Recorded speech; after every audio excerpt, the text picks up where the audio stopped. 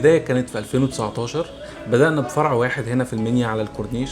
بدأنا ان احنا نقدم دراسة لمدة سنتين بالتعاون مع جامعة أسيوط. كان كل هدفنا ان احنا نعمل حاجة مختلفة وحاجة مميزة لشباب المنيا وشباب الصعيد. هدفنا في الأهرام اننا نكون بنغطي جميع المراحل التعليمية الموجودة في مصر، وده عن طريق اننا بنقدم التعليم بشكل مهني مميز ومختلف عن اي مكان تاني. فاحنا دايما مركزين على الجانب العملي والتدريبات العملية اكتر من الجانب النظري. أكاديمية الأهرام بتقدم 3 أقسام دراسية للتدريب المهني المعتمد، وهم قسم الخدمات الصحية وقسم التحاليل الطبية وقسم المساحة والإنشاءات.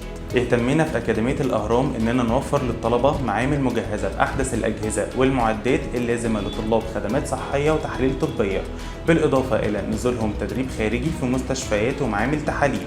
ووفرنا لطلاب قسم مساحة وإنشاءات مواقع تدريبية خارجية وقاعات مجهزة على أعلى مستوى ومعامل لتدريب لأهم البرامج. وكمان منسناش الأنشطة الترفيهية اللي بنقدمها للطلبة: رحلات، حفلات، حرف يدوية، دوري كرة قدم، ومسابقات للطلبة الموهوبين، وأنشطة تانية كتير. أهم حاجة عند الطالب هو التدريب العملي، عشان كده هو أهم حاجة بالنسبة لنا.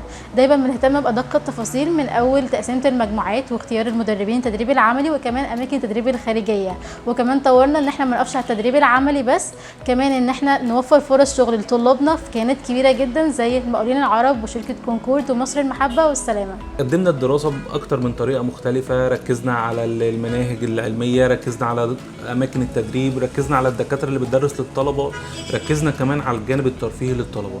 من هنا أخدنا القرار إن احنا لازم نبقى كيان كبير، إن لازم يبقى لينا اسم كبير، وأخدنا عهد على نفسنا إن احنا نطور الصعيد كله، وأخدنا عهد على نفسنا إن احنا نبقى موجودين كمان في أكتر من محافظة. بالتالي احنا أخدنا خطوة كبيرة في المنيا وعشان نقدم للطلبة خدمات مختلفة وخدمات مميزة عشان الطالب يلاقي احتياجاته كلها في مكان واحد. طبعا هدفنا ان احنا ننتشر في جميع محافظات الصعيد. هدفنا الأكبر ان احنا نطلع للقاهرة وبره مصر، بس احنا شايفين ان الصعيد محتاج لكوادر ومحتاج فكر مختلف ومحتاج تميز. فاحنا موجودين في المنيا وبني سويف والفيوم، وهنفضل مكملين ان شاء الله بتوسعاتنا باننا نضيف اقسام جديده للدراسه علشان نقدر نفيد الطلبه اكاديميا ومهنيا. الطالب اللي بيتواصل معانا او بيجيلنا بيكون محتار دايما ومش عارف هو عايز ايه، وهنا بيجي دورنا ان احنا نساعدهم ان هم يختاروا القسم المناسب ليهم بناء على ميولهم وايه المجال اللي هم حابين يشتغلوا فيه بعد كده، عشان نقدر نوصل معاهم لافضل نتيجه طول فتره الدراسه ولحد ما يتخرجوا. احنا كإدارة الموارد البشرية بمجموعة الأهرام التعليمية دايما بنسعى ان احنا نختار افضل المتقدمين للتعيين في الأكاديمية لينضموا لفريق عملها المتميز، وده لضمان تقديم افضل خدمة تعليمية وانشطة طلابية لطلاب الأكاديمية، بداية من تسهيل اجراءاتهم التحقهم بالأكاديمية وخلال فترة الدراسة وما بعد التخرج.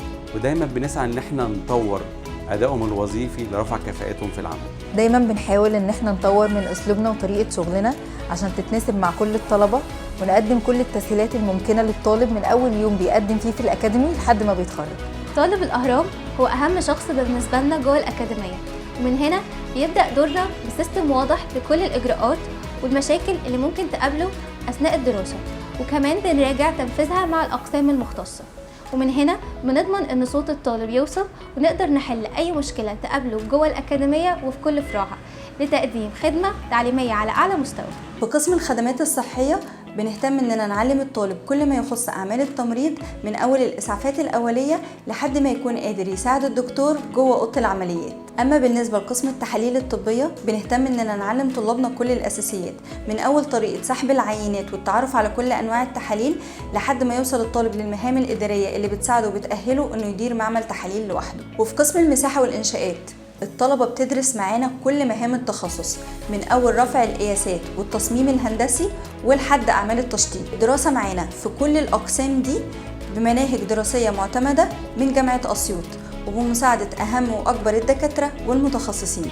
ركزنا إن احنا نبقى رقم واحد في السوق، رقم واحد في كل حاجة، رقم واحد في كل البنود اللي ممكن يستفيد منها الطالب، بداية من المكان اللي بيدرس فيه، من الأجواء المحيطة بيه، من العملية التعليمية، المناهج، الدكاترة. ركزنا على الجانب التدريب العملي، دايما بنختار بعناية كل اللي بيدرسوا للطلبة بتوعنا، كل حتى التيم بتاعنا اللي بيتعامل مع الطالب طول الوقت بنختارهم بعناية. ركزنا في أماكن التدريب العملي إن احنا نوصل لأفضل تدريب عملي للطالب عشان يقدر يخرج من عندنا يلاقي فرصة شغل بسهولة، يبقى مميز في أي مكان هو بيقدم فيه أو هو بيشتغل فيه. طول الوقت بندور ازاي نطور ده، ازاي نفيد الطالب اكتر، ازاي نقدم خدمات اكتر، حتى في الاعتماد وفي الشهاده ازاي نجيب شهاده للطالب تفرق معاه وتفيده. عشان كده قدرنا ان احنا كمان نتعاقد تعاقد يفيد الطلبه خارج مصر بناء على طلبهم، زي التعاقد المعهد الامريكي للعلوم التطبيقيه. الطالب يقدر ياخد من عندنا شهاده معتمده في 39 دوله حوالين العالم، مش محتاجه ان هي تتوثق، مش محتاجه اي حاجه. ده بجانب شهاده جامعه اسيوط اللي هي اوريدي بتبقى متوثقه من الخارجيه، وهي دي اساس او ده الحاجه الرئيسيه اللي احنا بنشتغل عليها. كمان بنشتغل على تعاقد تاني مع وزارة الإنتاج الحربي والاتحاد العربي للتدريب. ده تعاقد هيفيد الطلبة كويس جدا جدا جدا هنا في الصعيد في شغلهم، في الأماكن اللي بيقدموا فيها، بيفرق معاهم في السي في بتاعهم.